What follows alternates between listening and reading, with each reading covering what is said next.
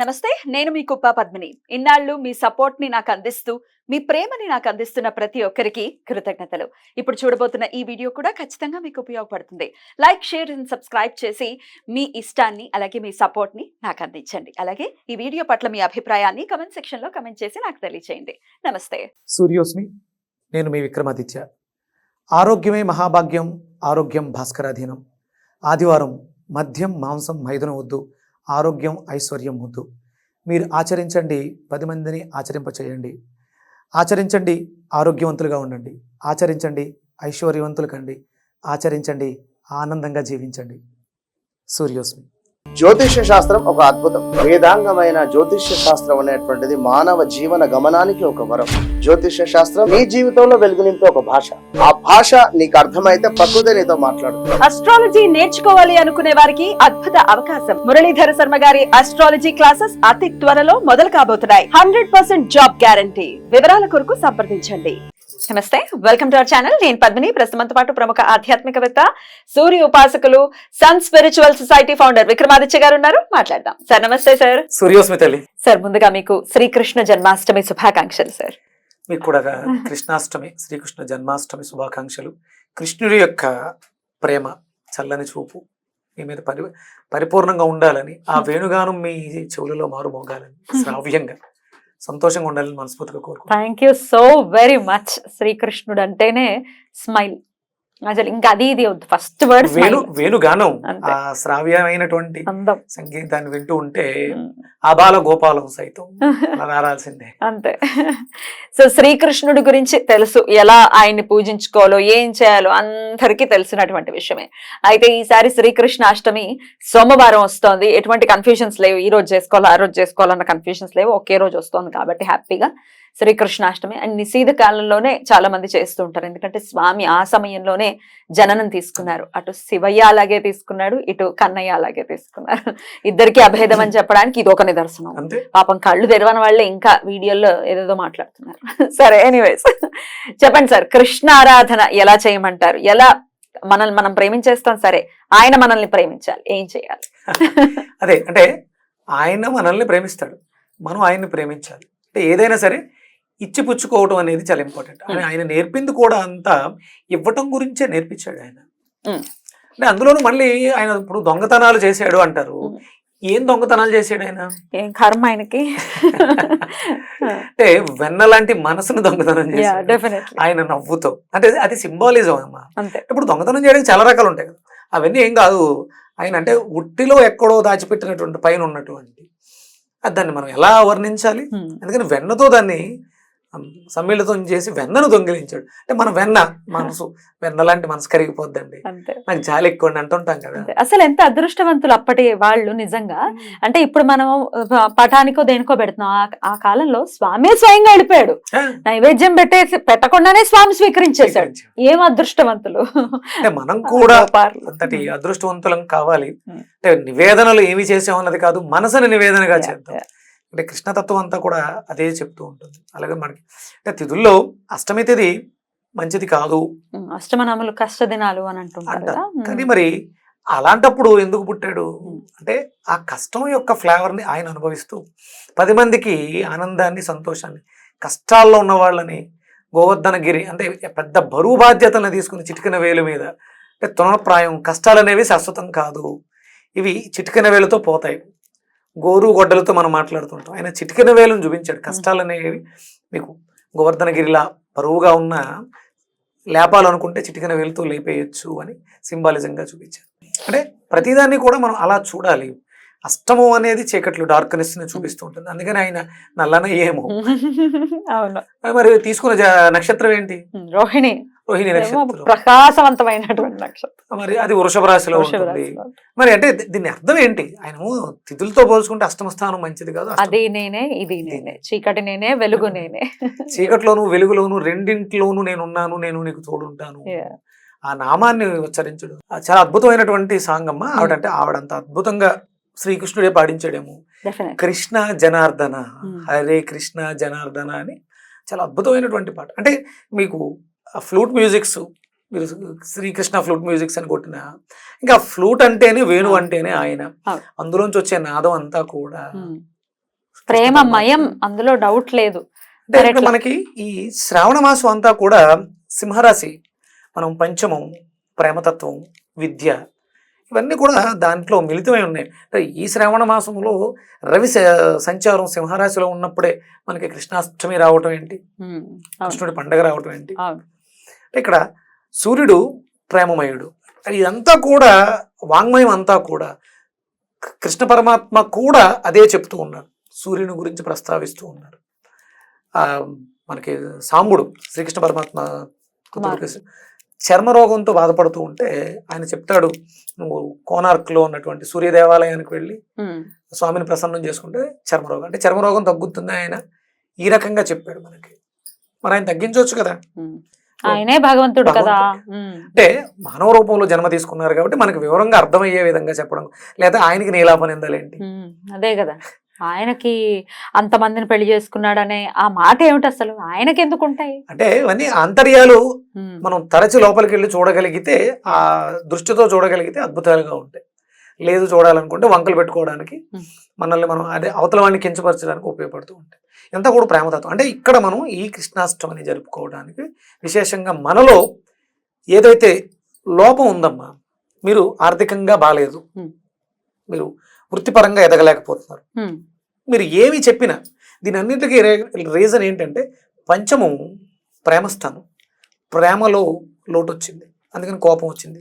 తన కోపమే తన శత్రువు, మీకు అనారోగ్యాలు వచ్చింది, తన కోపమే తన శత్రువు, ఆర్థిక ఇబ్బందులు వచ్చినాయి, తన కోపమే తన శత్రువు, ఉద్యోగంలో ఇబ్బందులు వచ్చినాయి, కోపమే.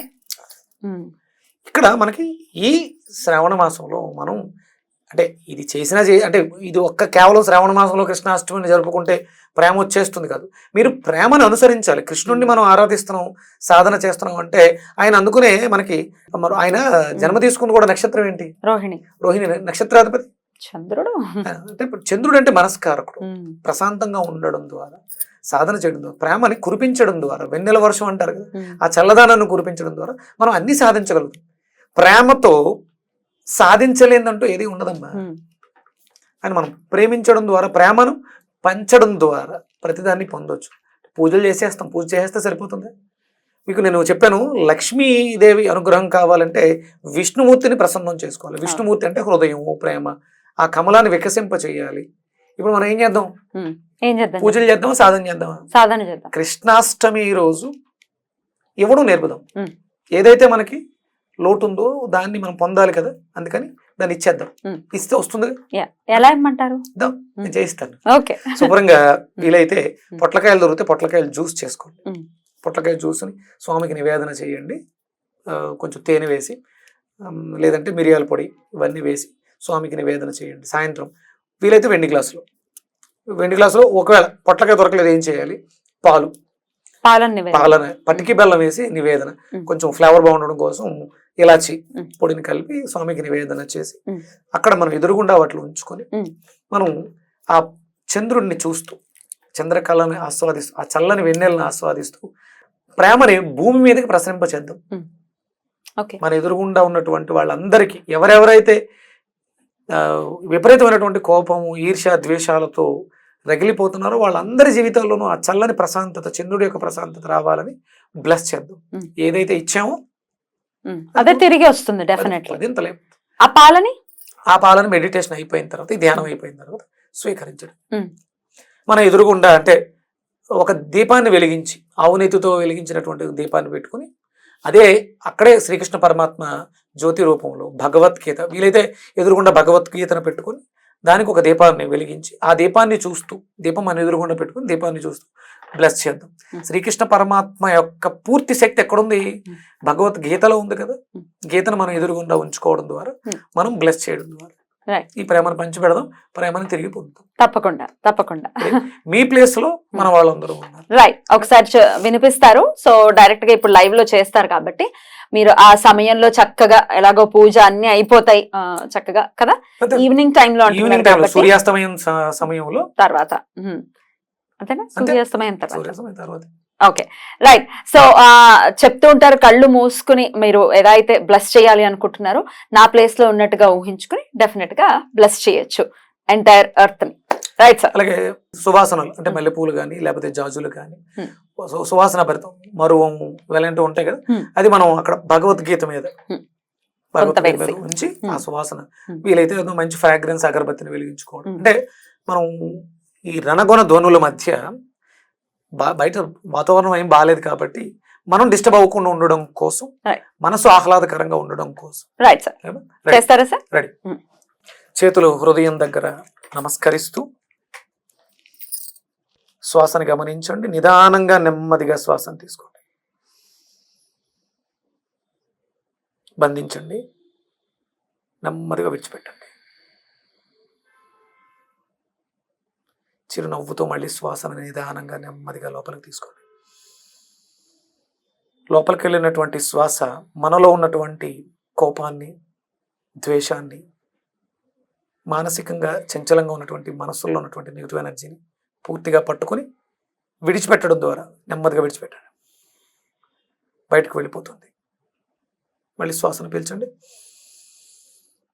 ఆనందం, సంతోషం, ప్రశాంతత లోపలికి వెళ్తుంది. దుఃఖం, అశాంతి బయటకు వెళ్ళిపోతుంది.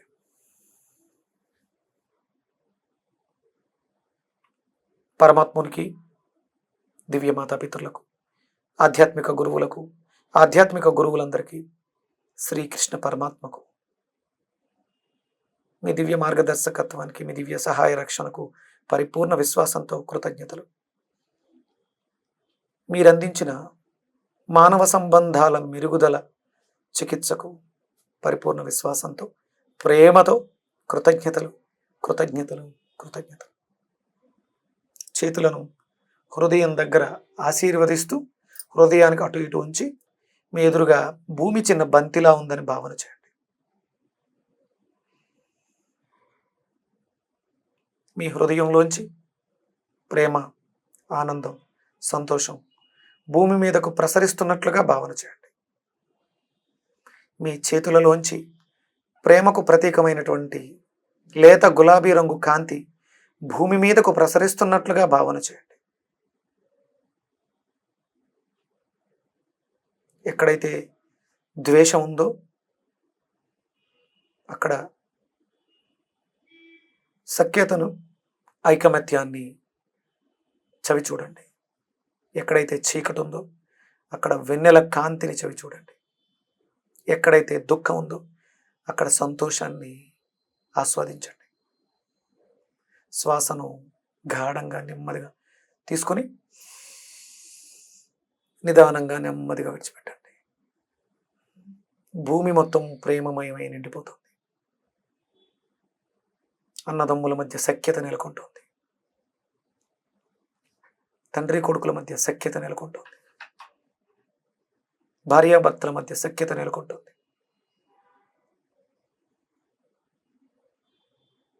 ఉప్పెనలా ఎగసిపడుతున్నటువంటి ఉద్వేగాలన్నీ కూడా ప్రశాంతమైనటువంటి సముద్రంలా మారిపోతుంది. చల్లటి పున్నమి వెన్నెలలో ప్రశాంతంగా ఉన్నటువంటి సముద్రాన్ని గమనించండి. సముద్రపు అలలు ప్రశాంతంగా వచ్చి కాళ్ళను తాకుతున్నట్లుగా చల్లని వాతావరణాన్ని అనుభవించండి. ప్రతి హృదయంలోనూ ప్రేమ వెళ్ళి విరుస్తున్నట్లుగా భావన చేయండి. ప్రతి వ్యక్తి, ప్రతి జీవి సుఖంగా, సంతోషంగా ఉన్నట్లుగా భావన చేయండి. ఆనందాన్ని వ్యక్తపరుస్తున్నట్లుగా భావన చేయండి. లోక సమస్త సుఖినో భవంతు. లోక సమస్త సుఖినో భవంతు. లోక సమస్త సుఖినో భవంతు. చేతులను హృదయం దగ్గర జోడించి పరమాత్మనికి, దివ్య మాతాపితరులకు, ఆధ్యాత్మిక గురువుకు, ఆధ్యాత్మిక గురువులందరికీ, శ్రీకృష్ణ పరమాత్మకు మీ దివ్య మార్గదర్శకత్వం. ఆత్మ నమస్తే. బ్యూటిఫుల్. వెరీ రిలాక్స్డ్ యాక్చువల్గా. ఎందుకంటే ఇస్తున్నాం కదా, డెఫినెట్ గా తిరిగి పొందుతాం ఇన్స్టెంట్ గానే. వచ్చి తీరుతుంది అంతే. బ్యూటిఫుల్. ప్రశాంతతని ఇలా 10 మందికి రావాలి అని కోరుకుని, వాళ్ళకి ప్రశాంతతే, ఆనందం డెఫినెట్ గా రావాలి మన వాళ్ళకని మనస్ఫూర్తిగా కోరుకుంటూ, ఇంకా నెక్స్ట్ ఎపిసోడ్స్ ఏం చేస్తాను, ఇంత రిలాక్స్ అయిపోయిన తర్వాత ప్లాన్ చేయాలి, ఇంపార్టెంట్ ఉన్నాయి మాట్లాడుకుంటాం. రిలాక్స్ గా చేద్దాం. Sure sir. Thank you so very much. నమస్తే. సూర్యస్మృతి.